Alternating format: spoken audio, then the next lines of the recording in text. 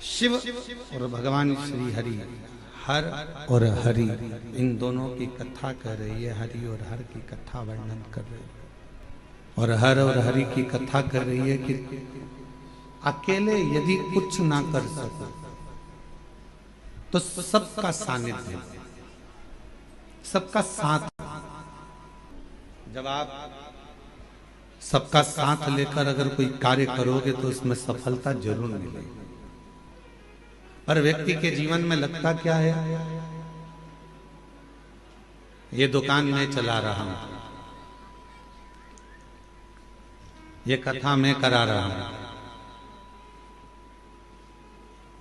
ये घर मैंने बनाया, ये आश्रम को मैं चला रहा हूं, गाड़ी में लाया, काम मैं कर रहा हूं। मान लो यदि मैं एक दिन भी आश्रम में नहीं आऊं या एक दिन भी दुकान पर ना जाऊं या एक दिन भी मैं काम ना करूं तो कोई काम होगा ही नहीं। ये आपकी गलतफहमी है। आप हो तो लोग आपको गिन रहे हैं, नहीं होगे तो कोई गिनेगा। मैं गाड़ी लाया ये संबोधन नहीं है, बल्कि ये कहो कि परिवार वालों की एकता, सबका साथ हमारे साथ था। तो बाबा देव अधिदेव महादेव ने ये 5 दिन की शिव महापुराण की कथा सुनने का मौका दिया। मैंने और मेरा नहीं है कुछ, मेरा आपकी कृपा से सब काम हो रहा, भोले आपकी कृपा से सब काम हो रहा। ये मेरा या मेरा है या मैंने करा है या मैं कर रहा हूं, ये प्रसंग नहीं है। घर बनाया तो घर में जितने सदस्य है, पत्नी है तो उसके भाग्य का भी धन आया, बेटा है तो उसके भाग्य का भी धन आया, बेटी है तो उसके भाग्य का भी धन आया, घर में सास ससुर रह रहे हैं तो उनके भी भाग्य का धन आया, भाई रह रहा है तो उनके भी भाग्य का धन आया, सबके भाग्य का धन आया, तब जाकर ये कार्य पूर्ण हुआ।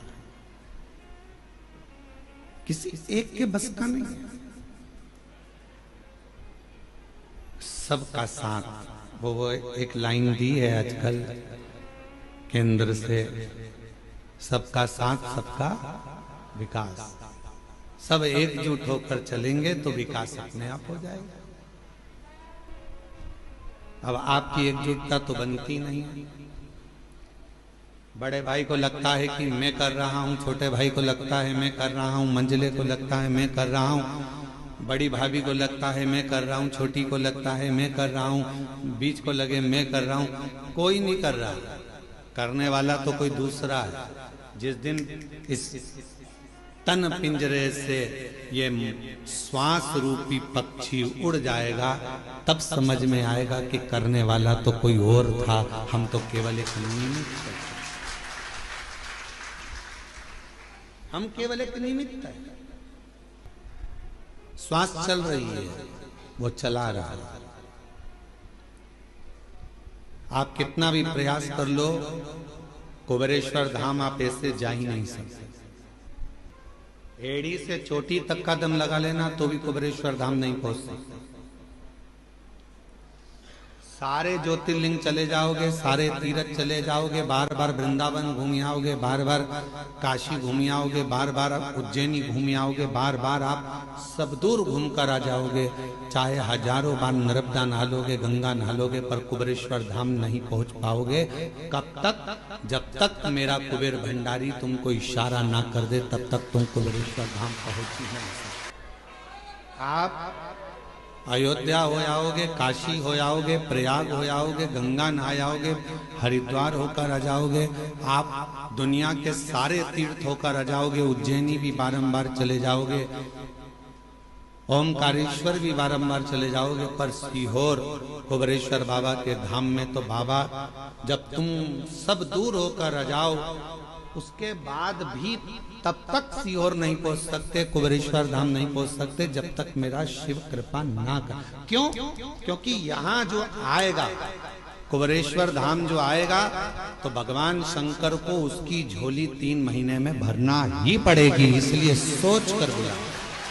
इसलिए वो पहले समझता है, बुलाने से पहले विचार करेगा, इसको देना होगा तो बुलाएगा, नहीं तो बुलाएगा नहीं, बाहर की बाहर निकाल देगा, चलो जाओ यहाँ से, और आते आते रोक देगा, आने ही नहीं देगा। जिसकी झोली खुशियों से भरना है उसी को बाबा इस धाम में पांव रखने देता है, वरना रखने